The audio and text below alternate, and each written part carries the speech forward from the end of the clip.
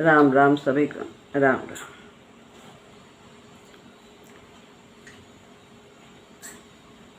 बंदहु गुरुपद कंज, कृपा सिंधु नर रूप हरि। महामोहितम पुंज, जासु वचन रवि कर निकर। राम राम। व्यवहारिक साधना के सत्संग में पिछले सत्र में बताया था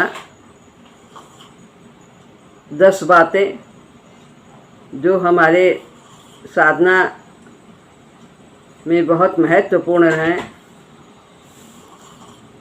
तो उनमें से 5 बातों का विस्तार से वर्णन हुआ था। पहला मंत्र साधना, मंत्र है। दूसरा आकार और ध्येय। तीसरा ध्यान केंद्र। चौथा धारणा। और फिर उसके बाद जाप। ये 5 बताए गए थे। तो 5 को हम फिर से 5वां उसको लेते हैं, दोहरा देते हैं। जाप का बहुत महत्व है हमारी साधना में, इसलिए हम इसे फिर से सुनते हैं कि महाराज जी क्या कहते हैं। जाप जो ऊंचे ऊंचे बोल बोल कर किया जाता है, वो उसका कम असर होता है। ये आरंभिक अवस्था में ठीक होता है और इसके बाद वाचिक जाप होता है। नहीं, इसे हम जो जोर जोर से बोल के किया जाता है, इसे उपांशु कहते हैं। और उसके पश्चात पहला जो जोर जोर बोल के किया जाता है, इसे वाचिक कहते हैं। और दूसरा है उपांशु, और तीसरा है मानसिक, और चौथा है अजपा। ये वाचिक, उपांशु, मानसिक और अजपा, इसको हम और भाषा में थोड़ा सा दूसरे शब्दों में भी संत लोग कहते हैं। वो है जो वाचिक है, इसको वैखरी कहते हैं। और उपांशु को मध्यमा कहते हैं। मानसिक को पश्यंती, और अजपा को परा कहते हैं। तो जो साधारण भाषा में है वो वाचिक, उपांश, मानसिक और अजपा, इसे वैखरी, मध्यमा, पश्यंती और परा भी कहते हैं। ये बताया था कि जो जोर जोर से बोल बोल के किया जाता है, जिसमें आवाज़ आती है, दूसरे सुनते भी हैं, तो इसका अंतःकरण में, मन पर बहुत कम असर पड़ता है। निर्मल तो मन को करना है, तन को तो बाहर नहा धो के स्वच्छ कर लिया स्वास्थ्य के लिए, लेकिन मन निर्मल करने से ही भगवान मिलेंगे। तो मन की निर्मलता वाचिक से उतना नहीं होती, क्योंकि ये बाहर ही बाहर निकल जाता है आवाज़। और फिर जब थोड़ा और हम जाप करते हैं, अभ्यास होता है, कुछ दिन लग जाते हैं, 2-4 दिन, तो फिर उपांशु होने लगता है, जिसमें ओंठ और जीभ हिलते हैं और आवाज़ नहीं होती। ऐसे करते हैं लोग। और इसके बाद हम लोग और आगे बढ़ते हैं तो मानसिक होता है। मानसिक में ना ओंठ जीभ हिलती है, ना आवाज़ होता है, अंदर अंदर मानसिक जाप होता है। तो वाचिक से 10 गुना ज़्यादा प्रभावशाली उपांशु से 100 गुना अधिक निर्मलता लाने वाला मानसिक, और मानसिक से भी जब मानसिक जाप अधिक चलता है तो फिर ये अजपा जाप होने लगता है। जो बिना जपे आप कर रहे हैं, कुछ भी काम कर रहे हैं, आपको स्पंदन महसूस होंगे, सुनाई देगा कभी। तो ये अजपा जाप ये अनंत गुना लाभदायक होता है। तो इसलिए अजपा तक हमें पहुंचना है, और ये मानसिक अधिक करने से ये जाप हो जाता है, शुरू हो जाता है। इसीलिए चाचा जी हम लोगों से, शुक्ला चाचा जी हम लोगों से कहते थे कि सुबह जाप में जो बैठते हो, शाम को जाप में जो बैठते हैं 1-1 घंटा, उसको छोड़ करके उसके अलावा 210 माला बड़ी वाली 108 दाने वाली वो रोज करो। तो ऐसा करवाते थे, और उन्होंने काफ़ी दिन तक करवाया। पूछते थे करते हो कि नहीं करते हो। हाँ, कैसे झूठ कोई कैसे बोल सकता है। तो फिर बाद में उन्होंने कहा, जब कई महीने हो गए, 7-8 महीने, तो फिर कहा अच्छा अब बंद कर दो, अब बिना गिन के करो। तो ये अभ्यास हो जाता है इतना करते करते, जाप इतना करते करते कि अजपा जाप चलने लगता। तो जाप कई तरह से होता है। एक तो हम एक वाला करते हैं, राम राम राम राम राम, अजपा में यही चलता है। और 3 वाला भी करते हैं, राम राम राम। 5 वाला भी कोई करता है, राम राम राम राम राम। 7 वाला भी राम राम राम राम राम राम राम राम राम राम राम, लय बन जाती है। तो इस तरह से जो सुविधाजनक हो, जो आपका चले, उसे आप करें।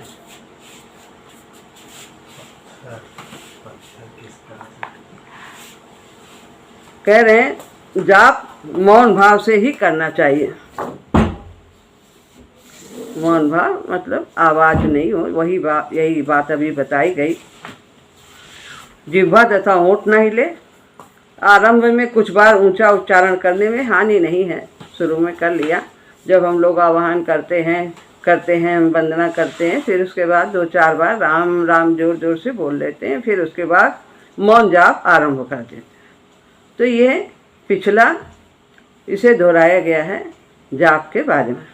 अब हम माला तथा उसकी उपयोगिता 6ठा पॉइंट लेते हैं।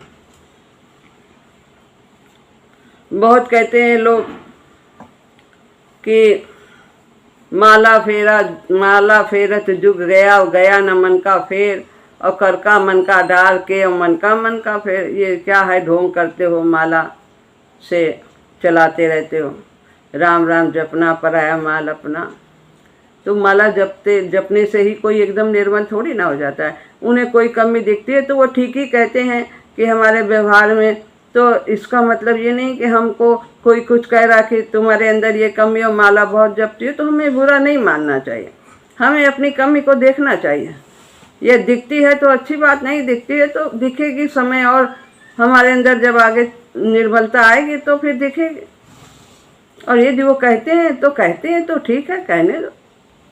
और अभी से क्यों माला जपने लगी, अभी तो पूरी उम्र पड़ी है, अभी कौन बुढ़ापा आ गया है। और बुढ़ापा को किसने देखा है कि आएगा कि नहीं आएगा, कि उसके पहले ही हमारा टिकट कट जाएगा, कौन जानता है।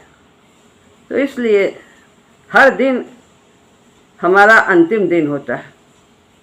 सोच के जितना कर लें तो यथाशक्ति भजन करते रहना चाहिए। बहुत से लोग माला जपने वाले कहते हैं कोरे के कोरे रह जाते होंगे। क्यों रह जाते हैं? क्योंकि जब हम माला जपते हैं तो हम उस जाप की कीमत वसूलना चाहते हैं। अब भगवान ये काम कर दो, अब ये काम कर दो, अब ये कमी आ गई है, अब नौकरी लगा दो, बीमार है ठीक कर दो, पैसा दे दो, जाने क्या क्या, कभी लिस्ट ख़त्म ही नहीं होती।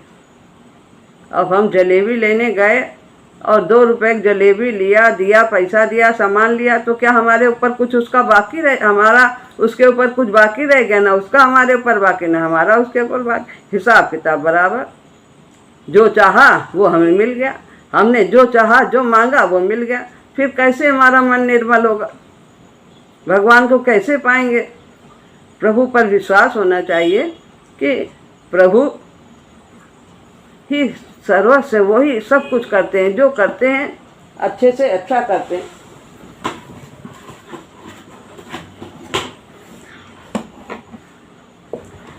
तो इस प्रकार व्यापार नहीं करना चाहिए। प्रारंभिक अवस्था में माला अनिवार्य है। माला से जाप का क्रम टूटने नहीं पाता। माला चलती है, मन जाए इधर उधर जाए तो जाने दो, माला चल रही, एक क्रिया तो हो रही, हाथ से तो क्रिया हो रही। मन का काम है दौड़ना, जब दौड़ दौड़ के शांत हो जाएगा, बंदर नाच कूद के शांत हो जाएंगे, महाराज जी कहते अपने आप बैठ जाएंगे। इनसे झगड़ा नहीं करना, इनको बार बार पकड़ना नहीं है, अपना माला जपते रहे। कभी कभी माला छूट जाती है, शांत अवस्था में हो जाते हैं, उसकी भी नहीं फिक्र करनी चाहिए। जब फिर कुछ सचेत हो तो फिर से माला जपने लगे। तो विचार आते हैं तो आने दें, इसकी हम चिंता ना करें, क्योंकि जिसने इस क्रम को नहीं जाना है, माला जाप के कि ये किस प्रकार क्रिया करती है, तो वही लोग परेशान होते हैं। माला जपने का यह लाभ है कि तुरंत उसके जाप से हमारे अंदर क्रिया आरंभ हो जाती है। जैसे झाड़ू लेके जाओ कमरे की सफाई करने, तो 1-2 झाड़ू लगाया धीरे धीरे तो कमरा से बाहर निकलने लगता है गर्दा, झाड़ू, कूड़ा। और नहीं लगाते हैं तो उसी में सब बैठा रहता है। इसलिए ये इसकी यही क्रिया है। जाप करने से हमारे मन में जो संकल्प विकल्प जो दबे हैं, वासनाएं, इच्छाएं, वो उनको जाप निकालता है बाहर। जगह खाली होगी तभी तो भगवान के बैठने का स्थान होगा। गंदगी में थोड़ी ना बैठेंगे, कूड़ा करकट विकारों में। तो ये जाप की यही प्रक्रिया है। जाप होने के बाद ये संकल्प विकल्प जैसे लगता बहुत ज़्यादा हो रहे हैं, विचार बहुत ज़्यादा आ रहे हैं, लेकिन ये आएंगे और जब धीरे धीरे ये खाली होता जाएगा अंदर का सब संकल्प विकल्प, फिर बहुत कम रह जाएंगे। फिर कभी आएगा, फिर कभी आएगा, जाप में कभी आएगा। धीरे धीरे जैसे बोतल को नल के नीचे लगाओ, कूड़ा भरा बहुत दिन का सूखा है, तो उसमें फिर वो पहले बहुत ज़्यादा कूड़ा निकलता है। पानी अपना स्थान बनाता है, वायु को निकालता है, हवा गुड़गुड़ करके निकलती है, बोतल पानी में डुबो। या इसी तरह कूड़े को भी वो बहुत ज़्यादा पहले निकलता है, और बाद में जब थोड़ा रह जाता है तो फिर एक निकला, फिर थोड़ी देर में एक निकला, फिर निकला, धीरे धीरे साफ हो जाता है। फिर संकल्प विकल्प समाप्त हो जाते हैं, ना के बराबर रहते तो हैं। बहुत कुछ भरा है, लेकिन वो बहुत मात्रा में कम हो जाता है। दूसरी बात कहते हैं, प्राण की चंचलता साधना की प्रथमावस्था में स्वाभाविक है। प्राण इच्छा करता है, सोचता है, विचारता है, कामना करता है। जब हम खाली बैठते हैं, शरीर स्थिर होता है, तो मन ज़्यादा कार्य करता है। जब शरीर बैठा है शांत होकर के, तो मन क्रिया करता है, और जब शरीर कार्य करता है तो मन इतनी क्रिया नहीं करता, वो कार्य में लगा। तो साधना की अवस्था में, जाप की अवस्था में तो हम बैठते हैं चुपचाप शांति से, लेकिन हाथ पैर शांत होते हैं, बैठते हैं, शरीर बैठा रहता है, लेकिन मन का काम शुरू हो जाता है। तो उसकी फिक्र नहीं करनी, पहले इस प्रकार की क्रियाएं होती रहती हैं। उसको एकदम से रोका जाए तो मन को प्रभावित करके अधिक और चंचल कर देगा। तो कामना है, इच्छाएं हैं, आती हैं, निकलती हैं, जाते हैं संकल्प का, तो उसको रोकना नहीं, आने दो, जाने दो।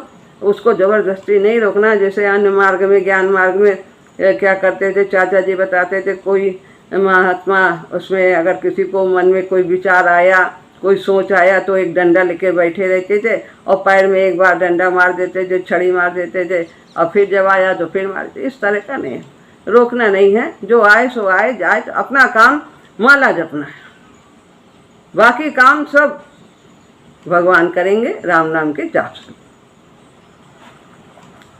इसी प्राण के अंश को यदि काम में लगा दिया जाए, अगर ऐसे खाली बैठ के राम राम जपेंगे तो नहीं चलेगा, इतना मन भाग जाएगा, फिर हम सोचते रह जाएंगे। लेकिन अगर हाथ में माला है तो माला से तो क्रिया हो रही है, एक कार्य शरीर कर रहा है और मन जा रहा जाएगा, फिर धीरे धीरे वो स्थिर हो जाएगा, शांत हो जाएगा। फिर हमारे दोनों कार्य, प्राण भी लगेगा जाप में और मन भी लगेगा। इस प्रकार माला के उपयोग से प्राण की शक्ति को ऐसा काम मिल जाता है, एक क्रिया मिल जाती है, और यह काम ऐसा है जिसमें ध्यान बढ़ता नहीं। तीसरी बात बता रहे हैं।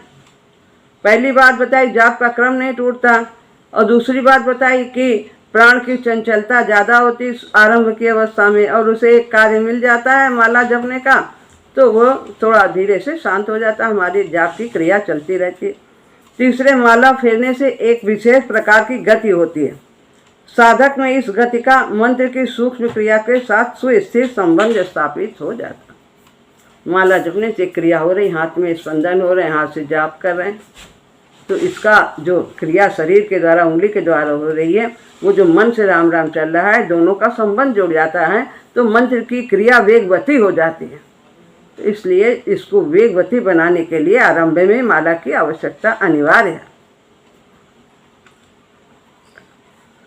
प्राण का यह स्पंदन उतना ही मंत्र की सूक्ष्म क्रिया के साथ संबंध हो जाता है, संबद्ध हो जाता है, जितने की मंत्राक्षर। जैसे मंत्राक्षर की आवृत्ति मंत्र की क्रिया के वेग करती है, जल तेज कर देती है, ऐसे ही वो प्राण का स्पंदन भी तेज हो जाता है।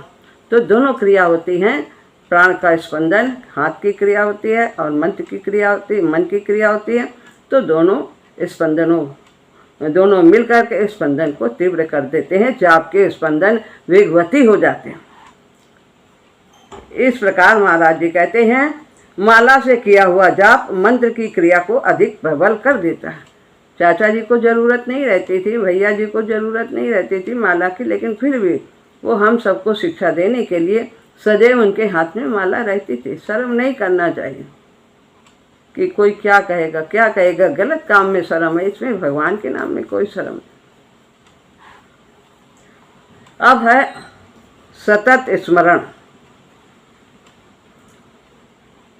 तेषां सतत युक्ता नाम भस्ताम प्रीति पूर्वकम ददामि बुद्धि योगम तम ये न माम उपयांति ते। गीता में भी भगवान ने कहा, 10वें अध्याय 10वां श्लोक, जो मेरा सतत स्मरण करता है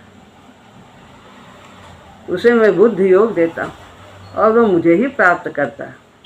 सतत स्मरण, निरंतर स्मरण, सुबह से उठे शाम तक कार्य करते समय स्मरण, जाप चलना चाहिए, चाहे दुख आए चाहे सुख आए। दो बातें हैं कि दोनों हमें सुबह से जगे पहले तो जाप में बैठना है, फिर उसके बाद स्मरण जाप बना ही रहना चाहिए। और काम करते भूल जाएं फिर जाप करें, फिर भूल गए फिर जाप करें, कोई उसमें बात नहीं। तो इसके समय हमको अलग से समय नहीं मिलेगा भजन करने के लिए, समय शक्ति के रहते ही सब कुछ करना है। वो कहने घोड़ा पानी पीने के लिए गया, कुआं के पास रहट लगी थी, अब वो रहट वाले से बोला कि इसको आवाज़ आ रही, मेरा घोड़ा पानी नहीं पी पा रहा है, रहट बंद कर दो, ये आवाज़ को बंद कर दो और पानी चलने दो। बोला ऐसा नहीं हो सकता, आवाज़ तो आएगी तभी पानी चलेगा, आवाज़ बंद हुई तो पानी बंद हो जाएगा। ऐसी में पानी पीना है, पिलाना है तो पिला दो। तो इसी ज़िंदगी में इन्हीं सब कार्य जो झंझट लगते हैं, इन्हीं सब झंझट में, गृहस्थी में, इसी में रहते हुए ही हमें प्रभु को पाना है, भजन करना है, स्मरण करना है। इसलिए धीरे धीरे तो शरीर शिथिल होगा, तो इसलिए अभ्यास अभी से रहेगा तो वो बाद में भी चलेगा, बुढ़ापे में भी चलेगा। बाद में कोई स्कूटर चलाना चाहे सीखे तो वो नहीं चला पाएगा, लेकिन जो पहले से सीखा हुआ है वो बाद में बुढ़ापे में भी वो चला लेता है। इसीलिए हमें अभ्यास अभी से करना चाहिए, सतत स्मरण बना रहना चाहिए। बैठकर साधन करने से तो समय सीमित ही मिलेगा। बैठ के माला सुबह एक बार कर लिया, 1 घंटा शाम को कर लिया, 2 घंटे से क्या होता है। और बाकी हमारे 22 घंटे हम क्या करते हैं। महाराज जी कहते हैं सुबह शाम का भजन जाप ध्यान जो हम करते हैं वो इतना महत्वपूर्ण नहीं है, बाकी घंटे हम क्या करते हैं वो उससे ज़्यादा महत्वपूर्ण है। तो इसलिए कामकाज को करते हुए भजन का जाप का हमें अभ्यास बनाए रखने की कोशिश करनी चाहिए। प्राथमिक अवस्था में जब व्यक्ति का मन खाली हो उसे मंत्र स्मरण में लग जाना चाहिए। इसके लिए हाथ की उंगलियां, पोर, माला जो भी कुछ है, लोग अनेक तरह के साधन लेते हैं, जिससे हम लोग को तो माला ही बताया है, ये सुगम साधन है, ये चाबुक की तरह है। बस खाली हाथ में जैसे घोड़े को दौड़ाने के लिए बस चाबुक को लिए रहता है कोचवान, और बस खाली घुमाता मारता नहीं, और वो अपनी दौड़ लगाए रहता है। यदि माला हाथ में है तो वो अपने आप ही जाप चलता रहता है। दूसरी अवस्था में तो अन्य क्रिया के साथ ही साथ ध्यान देने पर भीतर मंत्र का स्मरण होता हुआ प्रतीत होने लगता। जैसे हम कुछ काम कर रहे हैं, हमारा ध्यान जाप में नहीं है, लेकिन जरा सा भी ध्यान अगर गया उधर कि जाप चल रहा है कि नहीं, तो आपको लगेगा कि नहीं हाँ जाप चल रहा है, जाप चल रहा है। तो जरा सा ध्यान देने पे ही प्रतीत ही होने लगते, मानो मंत्र का अनवरत प्रवाह भीतर स्वयं चल रहा है। व्यक्ति स्वयं जाप करता सा प्रतीत नहीं करता, लेकिन वो जब ध्यान देता है तो उसे लगता है कार्य का काम काज करने में भी कि हाँ चल रहा है जाप। कई लोग मंत्र के अक्षरात्मक स्मरण को न प्रतीत कर उसके स्पंदन मात्र को प्रतीत करते हैं। बात एक ही है। कभी कभी राम राम राम नहीं सुनाई देता है, कभी कभी हमें स्पंदन प्रतीत होते हैं, स्पंदन प्रतीत होते हैं, यहाँ पर होते हैं, यहाँ पे होते हैं, सहस्रार में होते हैं, हृदय में होते हैं, कहीं भी होते हैं। जितने चक्र हैं उसमें स्पंदन प्रतीत होते हैं, बारी बारी से वो कहीं भी स्पंदन प्रतीत होते हैं। तो ये सब नाम जप ही है, उसमें कोई भेद नहीं है। महाराज जी कहते हैं सतत स्मरण से व्यक्ति ऊर्ध्व मानस में न केवल स्थिति प्राप्त करता है, वो स्थिति स्थायी भी होने लगती है। हमारी चेतना है वो अति मानुषी होने लगती है, वो उच्च स्तर पर स्थित होने लगती है, वहाँ पहुँचती है, और फिर पहुँचती ही नहीं है, वो स्थायी वहाँ स्थान बना लेती है, वहाँ स्थायी रूप से निवास करती है। हमारी चेतना जो पहले अन्नमय में विचरती थी, अन्य शरीर को किसी ने कुछ कह दिया, शरीर को सुख मिला तो इससे बड़े सुखी हो गए, दुख मिला तो दुखी, तो अन्नमय में विचर रही चेतना। फिर प्राणमय में विचरती है कि काम काज का कामना लगी बनी रहती है कि अब ये चाहिए क्या चाहिए, इसमें विचरती है, इस पर ध्यान जाता है। कामना पूरी होने से सुखी होते हैं, नहीं पूरी हुई दुखी हो। मन में फिर मनोमय में जाती है, मन में तरह तरह के अच्छे बुरे भाव आते हैं,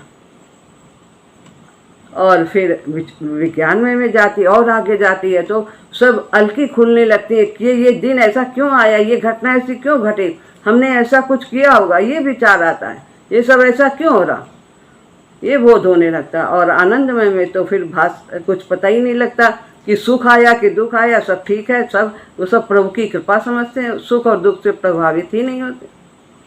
इस तरह चेतना ऊर्ध्व स्तर पर पहुंच जाती है, ऊंचे स्तर पर पहुंच जाती है। सोते समय विशेषकर यदि मंत्र स्मरण करते हुए सोया जाए तो हमारी सुप्त चेतना भी प्रभावित होती है, और स्मरण प्रायः रात भर चलता है। प्रातः उठने पर वही तार हम फिर पकड़ लेते हैं। इस प्रकार से निद्रा काल का भी उपयोग साधन के लिए किया जा सकता है। सोते हुए हर समय जाप चलना ही चाहिए, फिर तो वो टूटता ही नहीं है।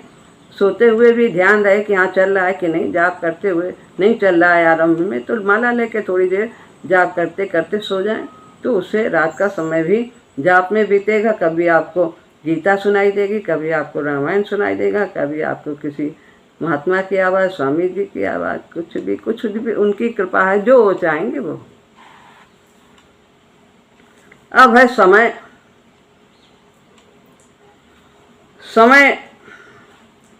तो बैठ करके बहुत कम मिलता है कि हम बैठ के कार्य करें। कोई दुकान जा रहा, कोई धंधा पानी जीविका के लिए जा रहा है, और वैसे ब्रह्म मुहूर्त समय बताया गया है सुबह 3 से 6 के बीच में जाप होना चाहिए। 1 घंटा कोई भी चुन ले, समय बदलना नहीं चाहिए। एक निश्चित समय जिसमें हमें सुविधा हो वही निश्चय कर लेना चाहिए। कभी कोई खास बात आ जाए तो वो बात दूसरी है, लेकिन प्रतिदिन हमें समय का बदलाव नहीं करना चाहिए। भगवान हमारे इंतज़ार करते हैं, हमारा वो समय वो निश्चित कर देते हैं। तो इसलिए एक समय हम निश्चित करें। ब्रह्म मुहूर्त में शाम का भी इसी तरह से है कि 6 बजे से 9 बजे तक का, उसमें 1 घंटा कोई चुन ले तो उसमें बैठें। और बाकी बैठने में तो इतना ज़्यादा हम समय नहीं दे पाएंगे। चलते फिरते भी हमारी माला चलनी चाहिए, जाप होना चाहिए, चाहे माला से हो चाहे ऐसे ही हो, जैसे हमें सुविधा हो। जाप चलना ही चाहिए, चाहे कुछ चले चाहे ना चले, जाप तो चलना ही चाहिए। चाहे तीर्थ व्रत जाए चाहे ना जाए, यज्ञ हो ना हो, दान हो ना हो, जाप तो चलना ही चाहिए।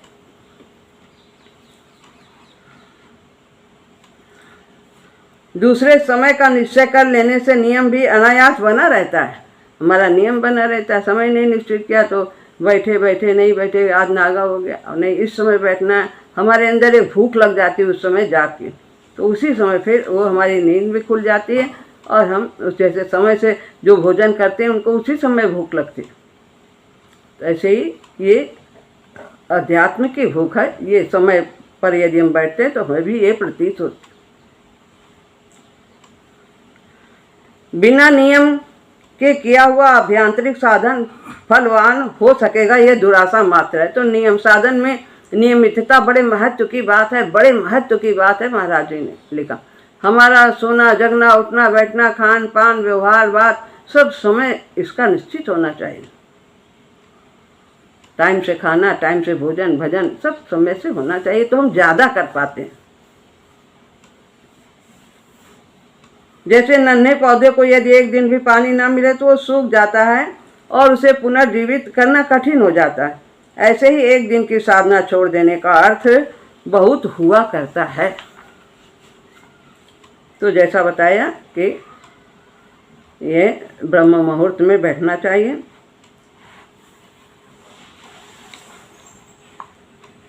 ये भी बताया एक बार समय निश्चित कर लें तो हमें समय बदलना नहीं चाहिए।